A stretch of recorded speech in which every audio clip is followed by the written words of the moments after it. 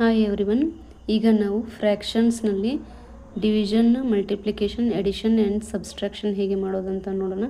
So ಇಲ್ಲಿ first ಡಿವಿಷನ್ನ 5/6 divided by 7/8 ನಾವು ಇಲ್ಲಿ ಕ್ರಾಸ್ ಮಲ್ಟಿಪ್ಲಿಕೇಶನ್ ಮಾಡಬೇಕಾಗುತ್ತೆ. 5 × 8 ಬರೀಬೇಕು ಮೇಲ್ಗಡೆ, ಕೆಳಗಡೆ 6 × 7. ಸೊ 5 × 8 40, 6 × 42. ನಾವು 2ರಿಂದ ಇದನ್ನು ಕಟ್ತಾ ಹೊಡೆದಾಗ ಇಲ್ಲಿ 2 20 2 21. ಸೊ ಇಲ್ಲಿ 20/21 ಇದರ ಆನ್ಸರ್. ಅದೇ ರೀತಿಯಾಗಿ ಮಲ್ಟಿಪ್ಲಿಕೇಶನನ್ನು ಯಾವ ರೀತಿ ಮಾಡ್ಬೋದು ಅಂದ್ರೆ, ಸೊ ಮೇಲಿನ ನ್ಯೂಮರೇಟರ್ಸ್ಗಳನ್ನು ಮಲ್ಟಿಪ್ಲೈ ಮಾಡಬೇಕು, ಕೆಳಗಿನ ಡಿನಾಮಿನೇಟರ್ಸ್ಗಳನ್ನು ಮಲ್ಟಿಪ್ಲೈ ಮಾಡಬೇಕು. ಸೊ ಇಲ್ಲಿ 5 × 7 35 ಆಗುತ್ತೆ, 6 × 8 48 ಆಗುತ್ತೆ. ಸೊ ಇವು ಕ್ಯಾನ್ಸಲ್ ಆಗೋದಿಲ್ಲ ಯಾವುದೇ ಮಗ್ಗಿಯಿಂದ. ಸೊ ಅದನ್ನು ಹಾಗೆ ಬರೆಯೋಣ.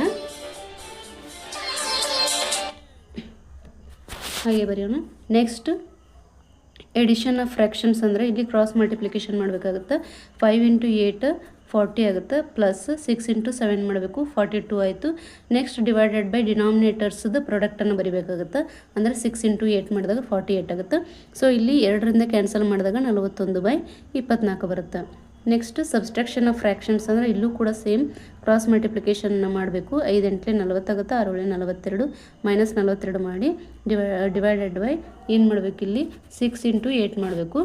40 - 42 ಡಿವೈಡ್ ಬೈ 8 ಅಂತಂದ್ರೆ -2/48 ಬರುತ್ತೆ. ಸೊ ಇಲ್ಲಿ 2ರಿಂದ ಕ್ಯಾನ್ಸಲ್ ಮಾಡಿದಾಗ -1/24 ಬರುತ್ತೆ. ಈ ರೀತಿ ನಾವು ಫ್ರ್ಯಾಕ್ಷನ್ಸ್ದ ಡಿವಿಷನ್, ಮಲ್ಟಿಪ್ಲಿಕೇಶನ್, ಎಡಿಷನ್ ಮತ್ತು ಸಬ್ಸ್ಟ್ರಾಕ್ಷನ್ನ ಈಸಿಯಾಗಿ ಮಾಡಬಹುದು.